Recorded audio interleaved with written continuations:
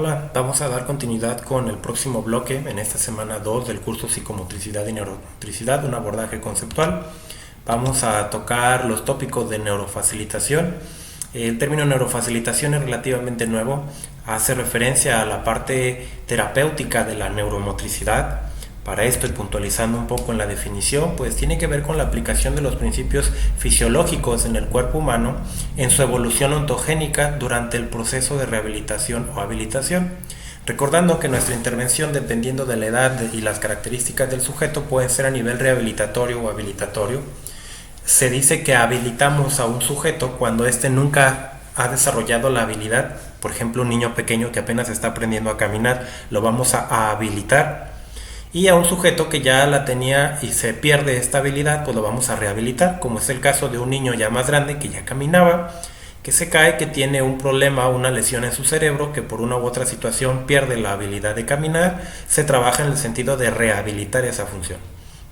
Tiene como objetivo reorganizar y priorizar los datos clínicos que se obtienen del paciente, haciendo evidente las necesidades de la terapéutica y seleccionando las vías de acceso a las células del asta anterior de la médula espinal o las motoneuronas. Es muy importante que también sepamos que a nivel neurofisiológico se pretende disminuir el umbral de las motoneuronas alfa localizadas en el asta anterior de la médula espinal, llevando hacia ella los estímulos por diferentes vías y que por la repetición se faciliten las vías de acceso al reducir dicho umbral.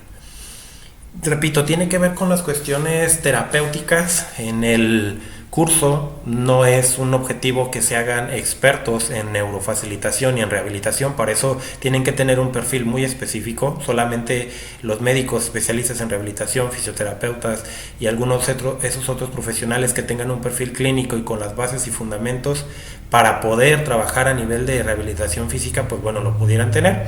Pero es muy importante que reflexionemos sobre la existencia de estos conceptos y que sepan que si bien muchos de ustedes no tienen ese perfil, también hay ciertas herramientas que podemos utilizar en la clínica con niños a nivel educativo, aunque se escuche raro lo clínico educativo, pero podemos retomar muchos elementos sin extralimitarnos, cuidándonos mucho de esa parte, pero teniendo todas las bondades que tiene que ver con el movimiento.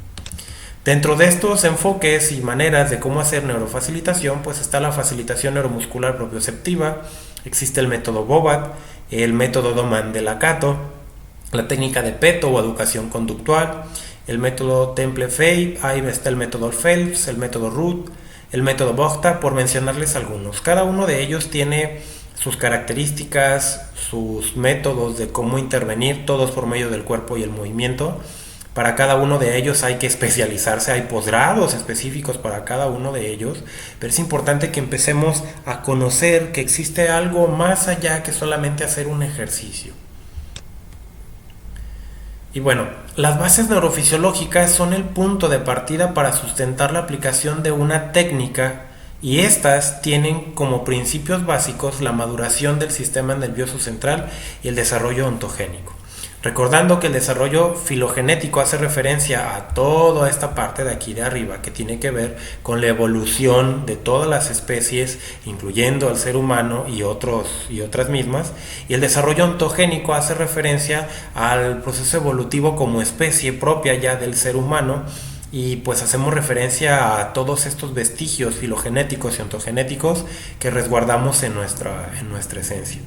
Y pues conocer estos principios neurofisiológicos de cómo nosotros como seres humanos también pasamos por etapas evolutivas donde los movimientos son característicos o vestigios a esta herencia filogenética, como lo es el caso de la reptación, pues entonces nos podrá permitir seleccionar una técnica la más adecuada para poder identificar su eficacia en alguno de los usuarios con los que estemos trabajando. ¿Qué alcances y qué limitaciones tienen?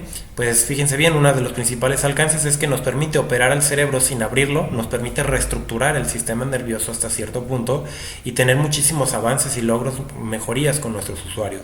Recuerden que muchas veces la intervención neuromotora no está encaminada netamente al desarrollo del plano motor, sino que de rebote, o muchas veces nuestro objetivo original es la reestructuración de los aspectos cognitivos y emocionales. Lo vamos a complementar mucho cuando veamos psicomotricidad. Y más adelante vamos a hablarles acerca de dos métodos que nosotros consideramos muy importantes, que tengan conocimiento y existencia de ellos, pues para que profundicen precisamente en esos temas.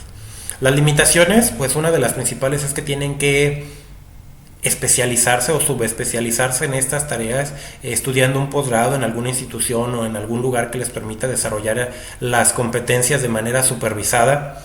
Y también pues que sepan que no es la panacea, no es el hilo negro, hay cosas que de plano no se pueden trabajar, que tienen un límite. Esto lo podemos identificar cuando conocemos, sabemos del cuerpo, de la neurofisiología, anatomía, y que sepan que pues va a llegar un momento en el que no podemos tratar de arreglar la vida a los sujetos, a los pacientes con los que trabajamos. Hay muchas limitantes, pero también hay muchos alcances que en cierto punto yo como profesional no tengo las herramientas para dárselo, pero quizá alguien más sí. Y es la idea de este curso que podamos reflexionar al respecto, y quizás lo que el sujeto necesita no es estimulación temprana, necesita fisioterapia pediátrica. O bien no ocupa fisioterapia, lo que ocupa es estimulación neurocognitiva, hablando de un niño muy pequeño, y que sepamos entonces con quién podemos canalizar, hacer una derivación asertiva, lo llamamos nosotros en Sinapsis, para evitar que el sujeto o el paciente esté en un ir y venir, gastando recursos, gastando tiempo, que con niños es muy importante cuidar el tiempo. De estos métodos que les hablábamos, pues está el método Padovan y el método Perfetti, son dos. Estos métodos son muy innovadores cuando no tenemos idea y conocimiento del impacto que podemos lograr por medio del cuerpo y el movimiento a nivel conductual, a nivel físico, a nivel emocional, social. El método Padovan, les dejamos un pequeño enlace para que vean un video, es una entrevista muy padre que preferimos dejarla así tal cual para que la escuchen de viva voz con una de las especialistas que está en España, y que lo conozcan, que les va a servir para realizar su actividad propia de esta segunda semana de neuromotricidad. Y vamos a profundizar en Perfetti. Perfetti es un método que nace en Italia a principios de los años 70, fruto del trabajo del neurólogo Carlo Perfetti y sus colaboradores. En España se conoce comúnmente con el nombre de su creador, pero su nombre real es ejercicio terapéutico cognoscitivo. Y una de las cosas padres que tiene este modelo es que se centra en trabajar aspectos cognitivos por medio de la recuperación del movimiento. Entonces le da mucha importancia a la activación de estos procesos, y el método pues deriva de la teoría neurocognitiva. Es como un punto medio entre la fisioterapia y la rehabilitación neuropsicológica que nos permite pues tener una alternativa más. Dicha hipótesis antes mencionada pues tiene que ver con la calidad de la recuperación del movimiento, tanto espontánea como guiada por el rehabilitador. Depende directamente del tipo de procesos cognitivos que se activen, como la percepción, la atención, la memoria y el lenguaje, y de su modalidad de activación, es decir, de la manera en que estos se activen.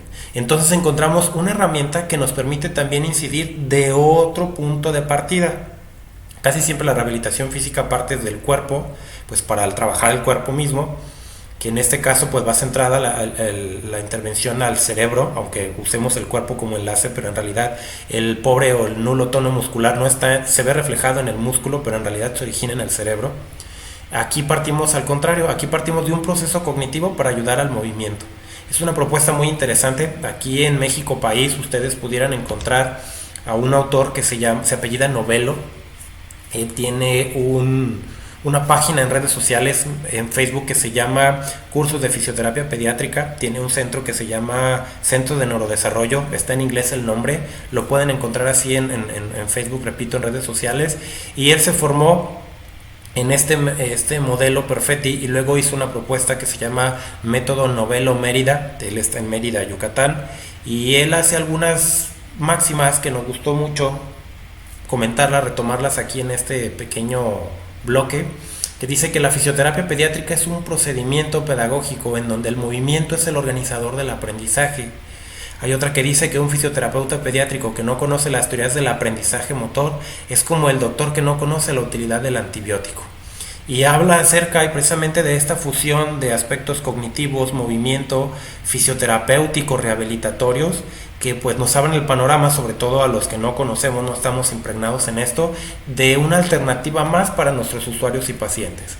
Muy probablemente ustedes no estén formados con ninguno de estos modelos, a lo mejor los conocen, pero que sepan que es una alternativa más para poder derivar, o bien si ustedes en algún momento estaríamos gustosos de que a partir de este taller les surja la iniciativa de formarse o especializarse en algo que tenga que ver con cuerpo, movimiento, sensorialidad.